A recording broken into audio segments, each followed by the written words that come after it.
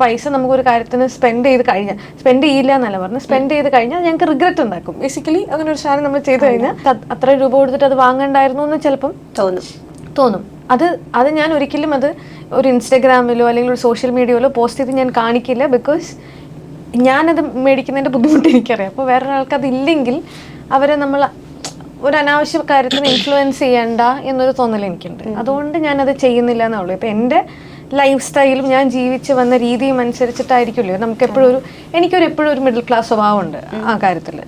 എനിക്കതിൽ വിഷമമുള്ള ഒരാളൊന്നുമല്ല. അതായത് എനിക്ക് അത്രയും ഇതാക്കാൻ പറ്റിയില്ലല്ലോ എന്നുള്ളത് മീൻസ് എനിക്ക് പറ്റാവുന്ന രീതിയിൽ എനിക്ക് സന്തോഷത്തിലാണ് എനിക്ക് കിട്ടാവുന്ന എല്ലാ കാര്യങ്ങളും ചെയ്തിട്ട് എനിക്ക് സന്തോഷത്തിലാണ് ഞാൻ ജീവിക്കുന്നത്. എനിക്ക് ഒരുപാട് ലക്ഷറി ആഗ്രഹമില്ല, അത്രയേ ഉള്ളൂ.